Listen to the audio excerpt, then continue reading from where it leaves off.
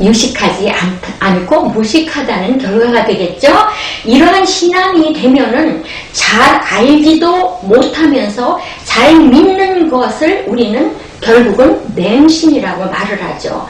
우리 맹신이 좀 더 짙어지면 광신이 된다고 그렇게 말하죠. 무조건 믿는 거. 물론 처음에는 우리 무조건 믿어야죠. 우리 권투 선수가 권투를 하려면 일단 링 위로 올라가야 싸움을 할 거 아닙니까?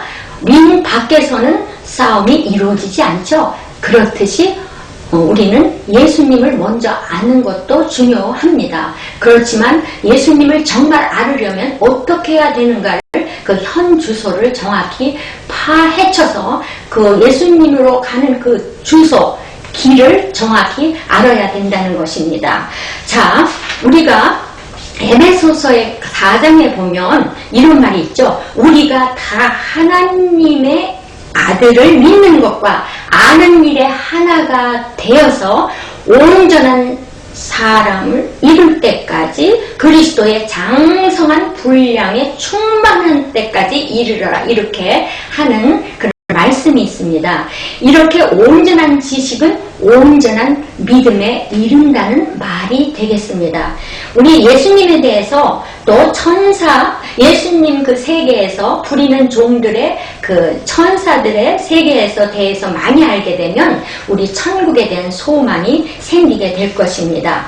자, 성경 한 권의 목적이 무엇이라고 그랬습니까? 영생이라고 그랬습니다. 자, 그래서 우리가 성경 66권, 이 무거운 성경 66권을 들고 이렇게 다니면서도 왜 신약이라는 말을 썼는지, 구약이라는 말을 썼는지를 정말 잘 모르시는 분들이 의외로 많습니다.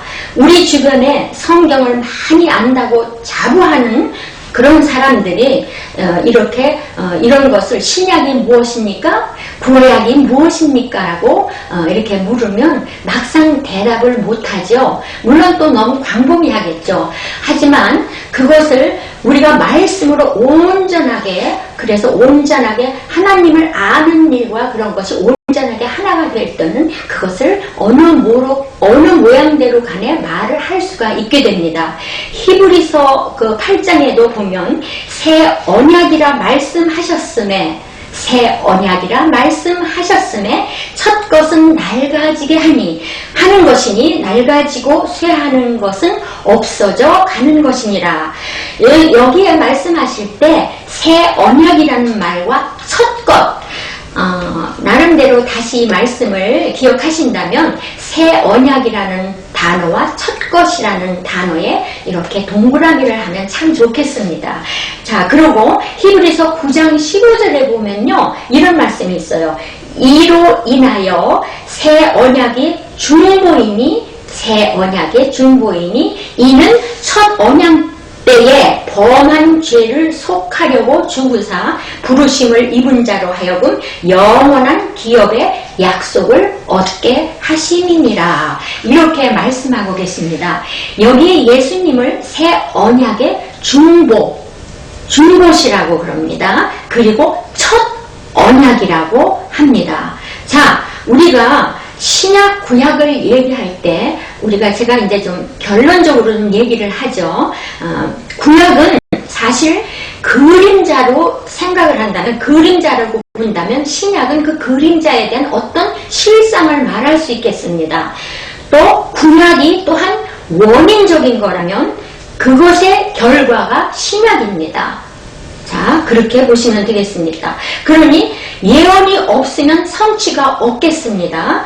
또 그림자가 없으면 실상이 없겠습니다.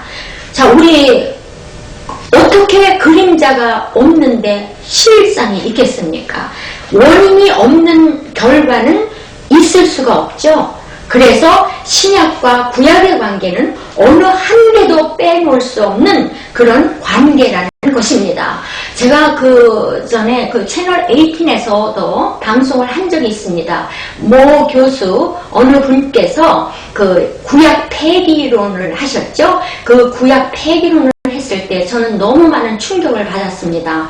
하나님의 말씀이 구약이나 신약이나 다 하나님의 말씀이고, 구약이 없이는 신약을 우리가 알 수가 없고, 또 신약을 모르고 또 구약을 또 안다는 것도 있을 수가 없습니다. 그런데 이 구약을 폐기하자라는 것에 대해서 그분은 어떠한 그런 거를 깨달으면서 하셨는지 정말 그때 놀라지 않을 수가 없습니다. 분명히 구약과 신약은 유기적인 관계가 있다라는 것입니다. 자, 우리가 이제 성경을 이제 우리가 할 때요, 처음부터 창세기부터 읽죠. 막 쓰고 誦독을 하고 또 저기 교회에서는 막 그런 대회도 있죠. 막 쓰기도 하고 1000번을 읽는다, 500번을 읽는다, 그렇게 합니다. 자, 그리고 새해부터는 창세기부터 읽기 시작하죠. 그러다 재미있는데 그만 백성의 수를 쓰는 민수기로 가서는 그냥 그걸 공부하다가 읽다가 말아버립니다. 그러고 다시 또 마음을 다지고, 이제는 또 우리가 그 신약부터 마태복음부터 공부하자 하다가 또 중도에 그만둡니다. 자, 우리가 이렇게 하면은 내내 하나님의 말씀 모릅니다. 진리의 말씀을 깨닫지 못합니다. 자, 그래서 우리는 이 신약과 구약은 이렇게 밀접한 관계가 있습니다.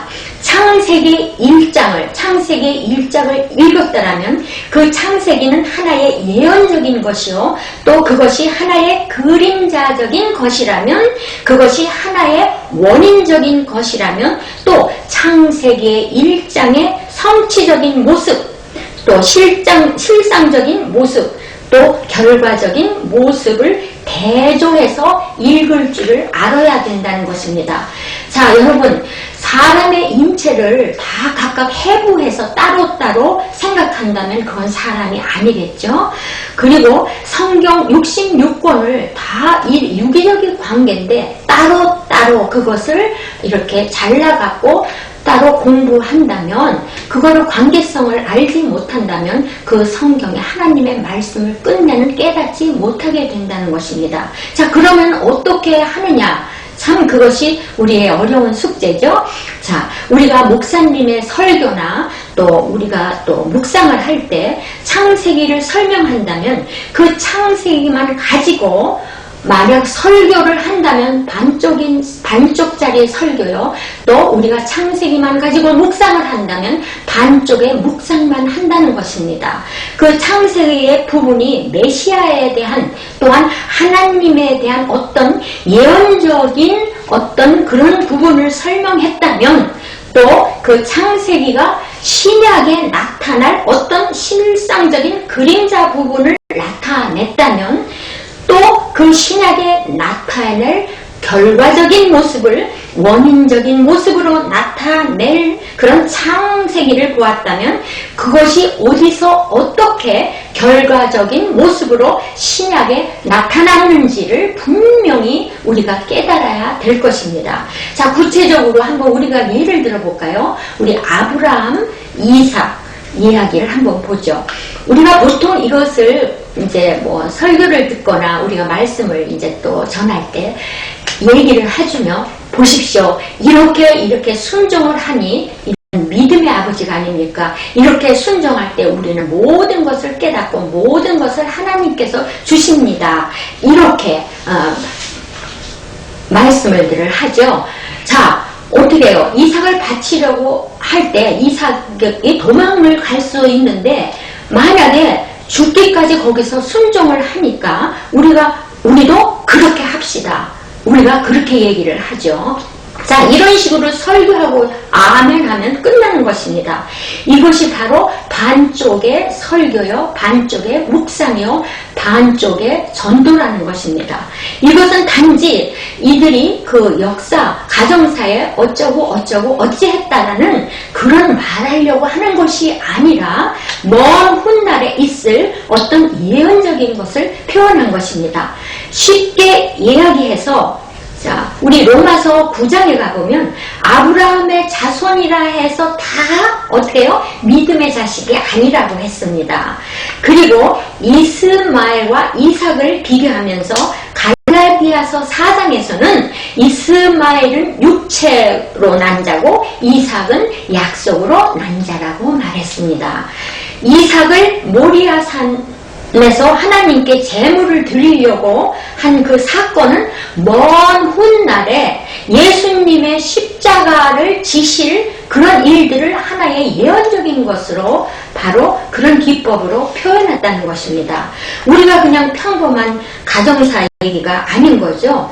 이것이 단지 역사적인 얘기로 끝난다면 우리는 그냥 역사만 공부하면 됩니다. 또 달리 표현을 한다면 먼 훗날 십자가를 지실 예수님의 그림자적인 그런 일인 것입니다. 자, 그리고 이삭을 모리아산에서 바치려고 한 그 하나의 그 사건이 원인 제공이 되어서 결과적으로 예수님이 결과적으로 어떻게 했어요? 십자가를 지시게 만든 겁니다. 아브라함이 그냥 믿음 좋구나, 이삭 참 순종이 좋으네, 우리도 그렇게 합시다 하는 것으로 끝날 그런 것이 아니라는 것입니다. 자, 아브라함은 100세에 아들 독생자를 이삭이죠. 독생자 이삭인데, 그런데 왜 야곱은 12아들이나 낳죠. 그런데 그 야곱의 12아들도 다 뭡니까? 결국은 신약에 나타날 12제자의 그림자적인 그것을 벌써 예언을 해놓고 그 다음에 계시록에 가선 12지파로 나타난다는 것입니다. 그래서 우리가 항상 그런 것들을 항상 반쪽짜리로 생각해서는 설교를 해서도 안 되고 또 전도를 해서도 안 되고 또 우리가 묵상을 또 그거로 끝나서도 안 됩니다. 이런 것을 바로 기초적으로 알아야 된다는 것입니다. 또 한 가지만 더 예를 들을까요? 요나의 사건. 우리 요나 사건 알죠? 하나님 말씀 안 듣고 도망을 치죠. 그러다가 풍랑 만나서 고기 뱃속에 들어갑니다. 자, 3일 동안 고기 뱃속에 있다가 이제 3일 만에 나오는데, 자, 이런 설교를 할 때 만약에 보세요. 우리가 감동해서 눈물을 흘리고 바로 그럽니다. 자, 순종 안 하고 도망가다가 이렇게 됐습니다. 이렇게 하면 우리가 가정사로 이야기를 돌릴 수도 있습니다. 그때 만약에 성도들이나 듣는 이들 중에서 만약 가정에 부부싸움을 했다거나 서로 부부간에 그런 일이 있었을 때, 그러고 이런 말을 들을 때는 아, 내가 순종을 안 해서 이랬구나 하고 이렇게 뉘우치게 되죠. 이것 또한 나쁘다는 것이 아닙니다. 이것은 하나의 교훈적이고 도의적인 것으로 끝납니다.